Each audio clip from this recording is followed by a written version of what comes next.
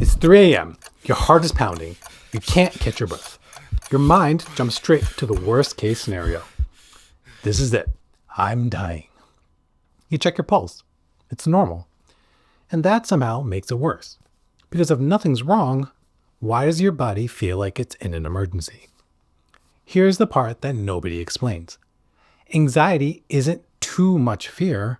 It's an alarm system that learned the wrong lesson.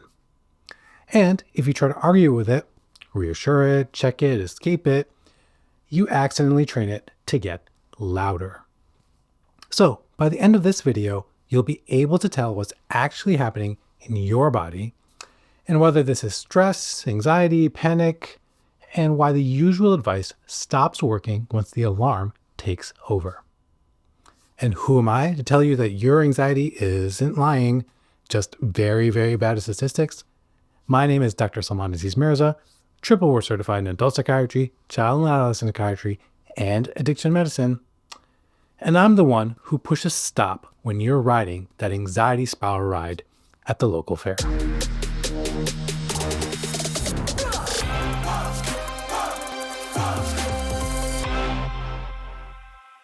Most people think that anxiety means that you're weak, or overthinking, or failing to handle the stress. That's wrong. Anxiety isn't a character flaw. It's a prediction error. Your nervous system learned the wrong pattern, and now it's overreacting to threats that aren't actually dangerous. To understand why, we have to go back in time. For most of human history, your nervous system had one main job. Don't get eaten. Day to day, the biggest threat wasn't an email or deadlines. It was a lion hiding in the bushes. And the people whose brains assumed better safe than sorry, well, they were the ones who survived. So let's use that lion all the way through to look at what we're talking about today. Stress is external load. You're not facing the lion yet, but you're carrying water, scanning the horizon, and staying on guard all day. The pressure is coming from outside you. Anxiety is a future threat. The lion isn't here, but it might be in the bushes. Your body reacts as if it already is. Then fear. Fear is a present threat. The lion is right in front of you. Your body responds now. Then you have panic. Panic is the alarm firing out of proportion to the situation. Sometimes the lion is there, and sometimes it isn't. Either way, your body reacts as if the lion is right in front of you. And every alarm is blaring. Now, we don't deal with lions much anymore, but your nervous system doesn't know that. Today, the lion is a meeting, or it's a presentation, or a text you haven't answered yet, a sensation in your chest. It's the same alarm, different environment. And this is why language matters. If you call anxiety stress, you'll try to fix your schedule. If you call panic a heart attack, well, you're going to end up in the emergency room. And if you call fear danger, you'll avoid the very thing that could retrain that alarm. And avoidance is where this quietly gets worse. I had a patient who looked perfect on paper. Good job, stable life. But what no one saw was the pattern. Every social invite was declined. Every presentation delegated to somebody else. Every situation that might trigger fear quietly removed. It wasn't stress. It was social anxiety shrinking his life one decision at a time. And that's the real risk. Anxiety doesn't usually explode your life. It constricts it. Sleep goes first, then your gut, then relationships, then your world gets smaller without you noticing. And untreated anxiety orders don't just linger, they persist, often for decades. They double the risk for depression and substance use. So if you remember nothing else from this section, remember this. Name it precisely, and you'll pick the right fix. Now, let's look at the biology that explains why reassurance never works. Here's what's actually happening under the hood. Your anxiety system has three main parts. Think of the amygdala as your smoke detector. Its job is simple: detect a threat and sound the alarm. Fast, loud, no questions asked. Then there's the prefrontal cortex, the inspector. That's the part of your brain that looks at the situation and says, false alarm, stand down. And finally, there's your autonomic nervous system, the sprinkler system. When the alarm goes off, it floods your brain and your body with adrenaline and stress hormones. Here's the key design feature most people don't understand or realize. Smoke detectors are built to prefer false alarms. From an evolutionary standpoint, missing a real fire or a real lion is fatal. A false alarm is just annoying. So your amygdala would rather scream at burnt toast than stay quiet during a real emergency. That bias kept our ancestors alive, but it makes modern anxiety miserable. And here's why reassurance doesn't work. When someone says, you're fine, nothing bad is happening, your prefrontal cortex hears that. But the amygdala doesn't learn from logic. It learns from patterns and outcomes. If the alarm goes off and you escape, avoid, check, or seek a reassurance, the amygdala doesn't hear, I was wrong.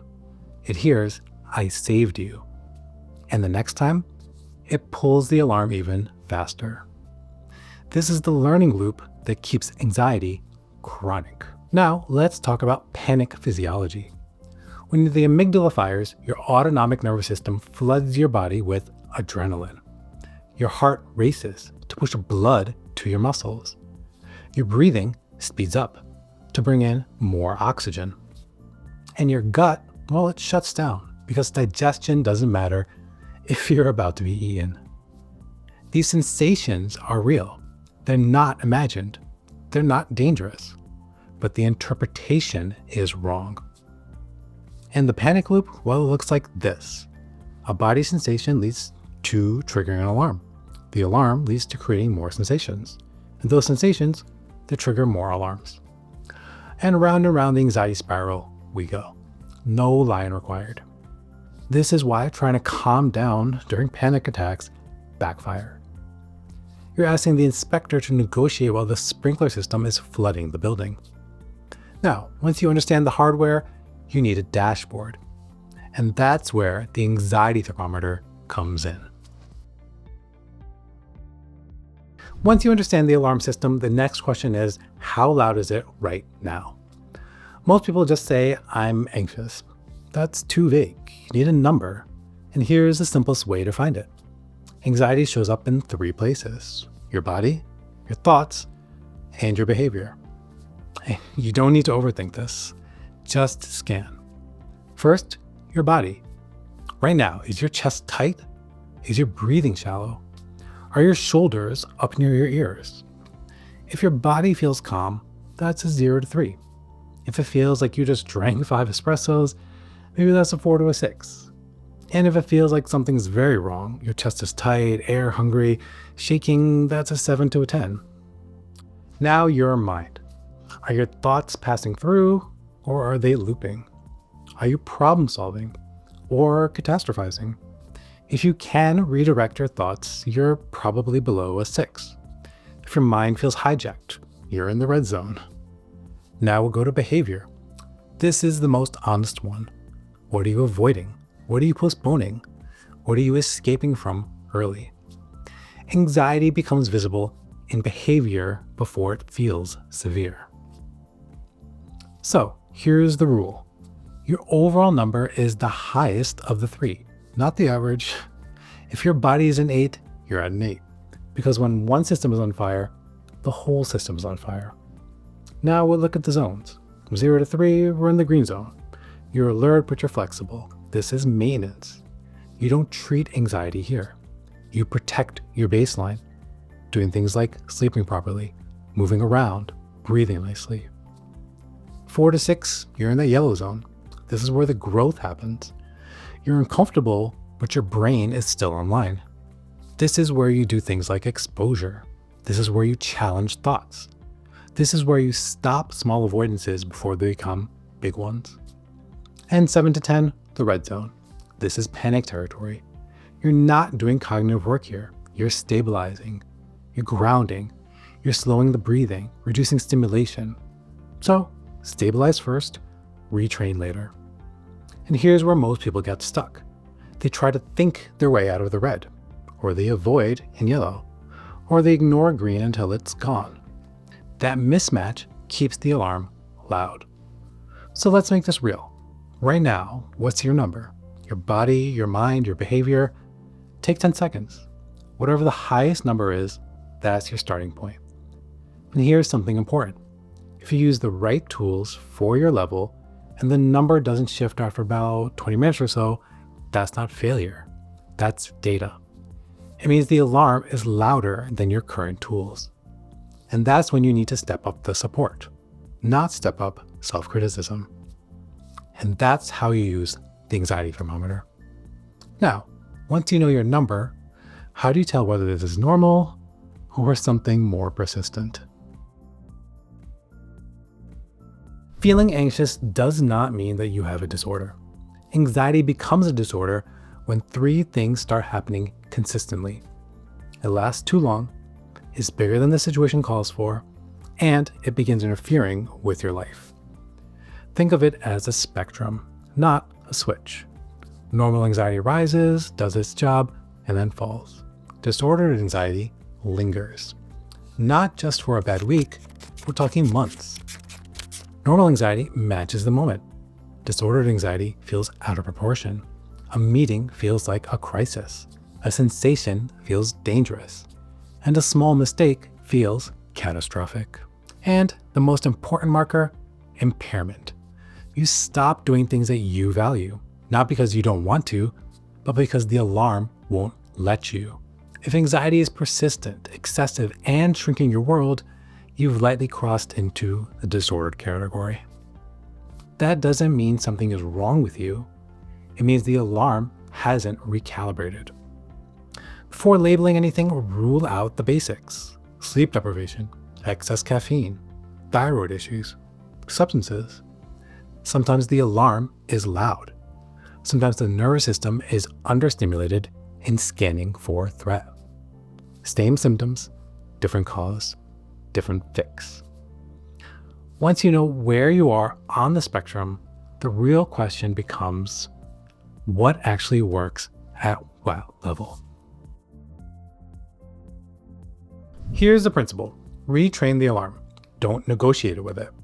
Anxiety isn't a logic problem. It's a learning problem. That's why therapy comes first for most people. Exposure works because it teaches the alarm something new. I stayed. Nothing catastrophic happened. The prediction was wrong. Over time, the system updates. Not because you argued with it, but because you showed it. Medication isn't weakness. It's a volume dial. You consider it when the alarm is so loud that you can't engage in the learning. There's 3 situations where it really makes sense. One is the panic is frequent and physically overwhelming. Second is you genuinely cannot access therapy tools. And lastly, your life is shrinking quickly despite effort. SSRI and SNRI antidepressants work to lower baseline sensitivity. They take weeks, not days, to work. Beta blockers quiet the body for specific situations. And benzodiazepines can stop acute panic. But they come with real trade-offs and can interfere with long-term retraining if overused. Make sure to watch my video on the pros and cons of benzos via the card above. The sequence is simple. If you're in the green or the yellow, do the skills. If you're stuck in red, lower the volume first, then retrain. The goal ultimately is durability, not dependence. Medication can support the work, but it can't replace it. Anxiety isn't excess fear. It's a miscalibrated alarm. And the mistake most people make is trying to convince the alarm it's wrong. Reassurance, checking, avoiding, all of that teaches the alarm one thing. Good job, you saved us. What actually works is retraining it through the right tools, at the right level, in the right order. That's why the thermometer matters. And that's why exposure works. That's why therapy builds durability. And that's why medication can help, but only when it supports the learning. Here's your key takeaway. Name it precisely, match the tool to the level, retrain the alarm, don't negotiate with it. Now, I want to hear from you. Drop your current thermometer number in the comments. Body, mind, or behavior. whichever one is highest, and tell me the one thing anxiety has been quietly pushing you to avoid.